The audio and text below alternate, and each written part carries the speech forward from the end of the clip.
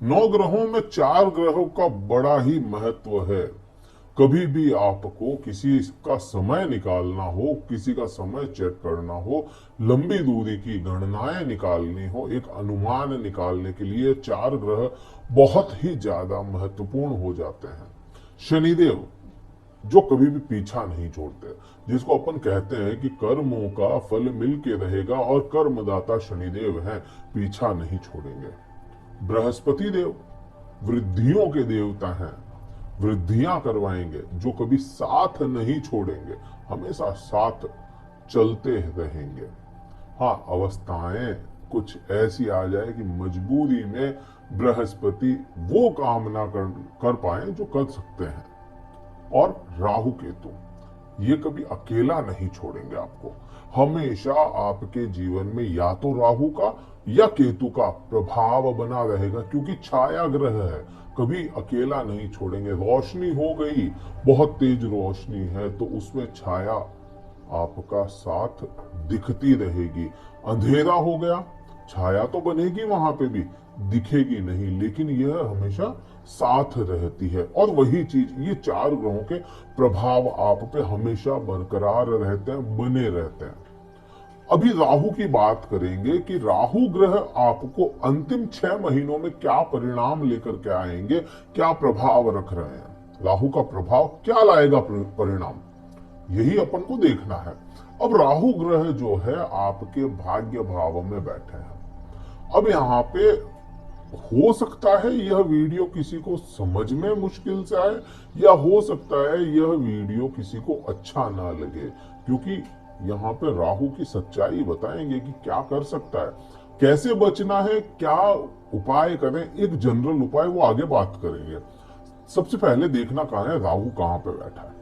राहु आपके भाग्य भाव में बैठा है। शनिदेव कहाँ पे बैठे हैं, शनिदेव आपके अष्टम भाव में बैठे हैं। अष्टम भाव की ढैया अभी आपकी चल रही है, और ढैया का समय कई मामलों में आपको वो चीजें दिखा देता है जो आप नहीं देखना चाहते। आपके कर्मों का फल है यह ढैया। यहाँ पे अपने को यह क्लियर समझ में आ जाता है कि ढैया चल रही है, और शनि का तो प्रभाव चल ही रहा है। राहु का क्या प्रभाव, राहु का प्रभाव भाग्य भाव पे है। राहु अभी के समय में 19 डिग्री पे विचरण कर रहे हैं। 19 डिग्री अभी पूर्ण प्रभाव में राहु है। राहु जब परिवर्तन करते हैं 18 महीने एक राशि में रहते हैं। अभी 19 डिग्री पे आते हुए उनको समय लग गया, अभी पूर्ण बलवान अवस्था में है, और अभी कुछ ही समय बाद में 9 जुलाई को यह राहु नक्षत्र बदलेंगे। किसी भी एक नक्षत्र में रहने के लिए किसी भी एक ग्रह को 13 डिग्री का फासला तय करना होता है। एक नक्षत्र में 13 डिग्री तक का समय रखते हैं अपने पास में। 13 डिग्री क्रॉस हुआ और वह नक्षत्र बदल दिया जाता है। तो यहाँ पे आप देखें 30 डिग्री एक राशि के होते हैं, 13 डिग्री यह निकलेंगे तब यह परिवर्तन होगा, मतलब 17 डिग्री के होंगे। पूर्ण बल जिसको कहेंगे ना, पूरी ताकत, वो 17 डिग्री है। पूरी की पूरी ताकत 12 से लेकर के 17 डिग्री की पूर्ण बलवान अवस्थाएं होती है। इतने समय रेवती नक्षत्र में चल रहे थे, अब यह परिवर्तन कर रहे हैं और शनिदेव के नक्षत्र में आ जाएंगे। शनिदेव के नक्षत्र में यहाँ पे आप देखें कि यहाँ पे मैं आगाह कर रहा हूँ, डरा नहीं रहा हूँ। शनिदेव की ढैया भी चल रही है और राहु भी शनि के नक्षत्र में चले जाएंगे, तो यहाँ पे जो ढैया का असर है वह तेज होगा। अब जो आने वाला जो समय होगा, या इसको कहें कि अंतिम के जो 6 महीने बचे हैं, यह ढैया के पूर्ण असर लाने वाले होंगे। आप अगर इस समय में कुछ भी कार्य करते हैं, कैसा भी कार्य करते हैं, बड़ा ही सोच समझ के डिसीजन अच्छे से लेकर के करें। कोशिश करें कि डिसीजन आपके अच्छे हों तो ही आप उसमें हाथ डालिएगा, अदरवाइज यह राहु फंसाने का काम कर देगा। अब क्योंकि बृहस्पति ग्रह बदले कुछ दिनों पहले ही, और बृहस्पति ग्रह आपके अभी के समय में कहाँ है, लाभ भाव में होंगे, वृषभ राशि में, और 5वीं दृष्टि से आपके तीसरे भाव, आपके पराक्रम भाव को आपके फैसलों को देखेंगे। तो बृहस्पति ताकत दे रहे हैं वहां पे आपके फैसलों को सुधारने के लिए। तो यहाँ पे मेरा कहना होगा कि बृहस्पति ग्रह का आप पांव पकड़ के ही चले, बृहस्पति को पकड़ लें कि बृहस्पति के आप जितने भी कुछ जो भी होंगे ना फैसले वगैरह, ये सभी बृहस्पति के अधीन होंगे।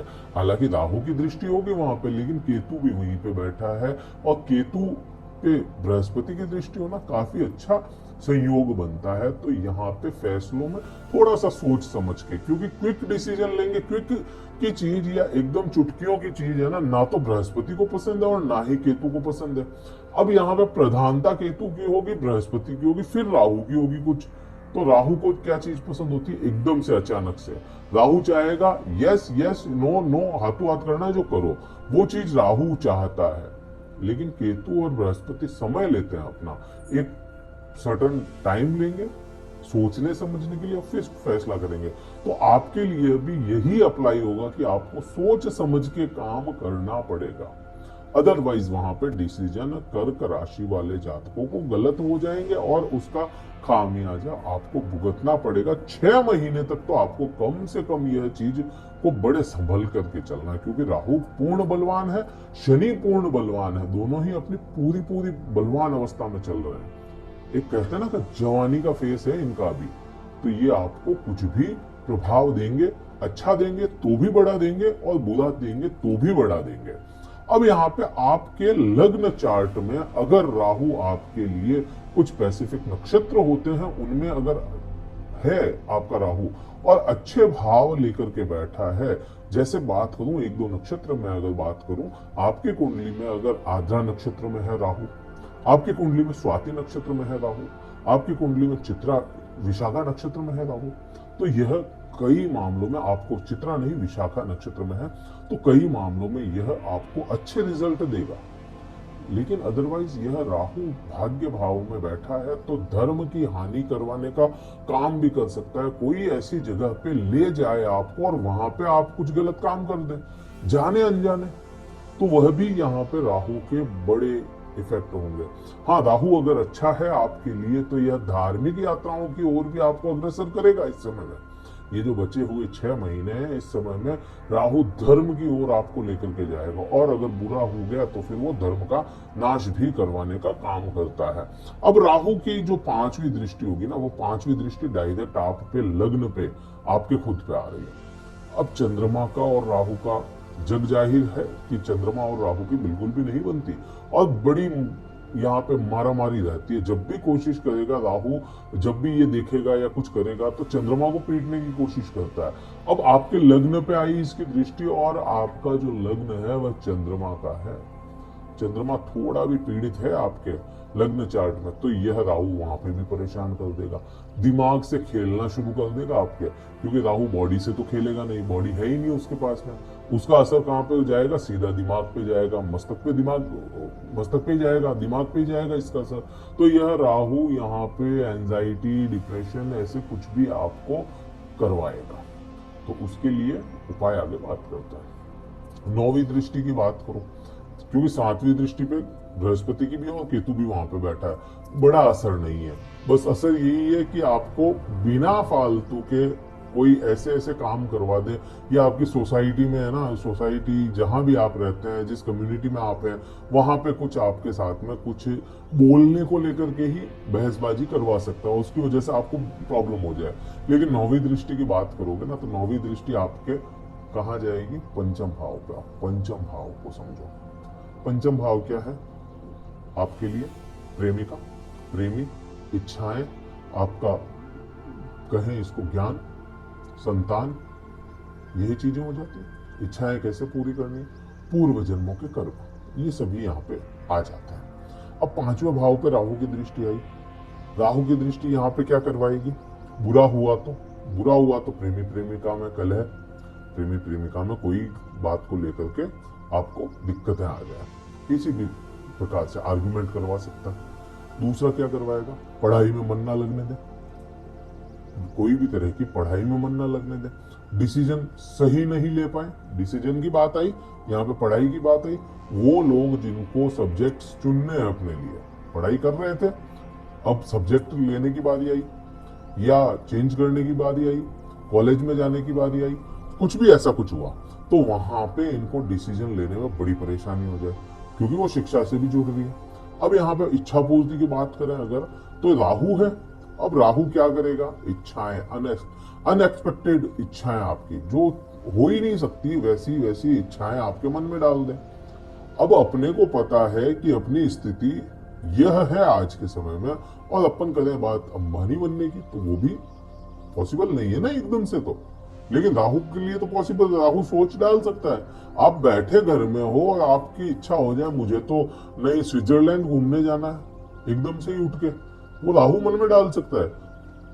करेगा कौन पूरा, उसके लिए मेहनत लगेगी, और राहु मेहनत नहीं चाहता, राहु चाहता है एकदम से कोई चीज मिल जाए, और वो यहाँ पे इच्छाएं कुछ ऐसी आ जाए जो पूरी ना हो पाए, और नहीं पूरी होगी तो फिर परेशान करेगा। ये एक उदाहरण थे मेरे, लेकिन हाँ ये ऐसा राहु आपके अनचाही इच्छाएं या कुछ ऐसी जो पूरी ना हो पाए एकदम से, वो इच्छाएं आपके मन में डाल सकता है, और पूरी नहीं होगी तो फ्रस्ट्रेशन यहाँ पे आएगी ही आएगी। संतान को लेकर के बात कही तो संतान के भाव पे राहु है, संतान की वजह से या संतान को भी कुछ ना कुछ परेशानी हो जाए। अब संतान के भी चार्ट होगा तो उसका भी असर आएगा, हो सकता है संतान की वजह से आप ज्यादा परेशान हो जाए, संतान परेशान हो, तो यहाँ पे कई मामले ऐसे बनते हैं। पावर में है राहु, क्या करना है उपाय की अगर बात करें, देखिए समय राहु के फेवर में है, आपके फेवर में नहीं है।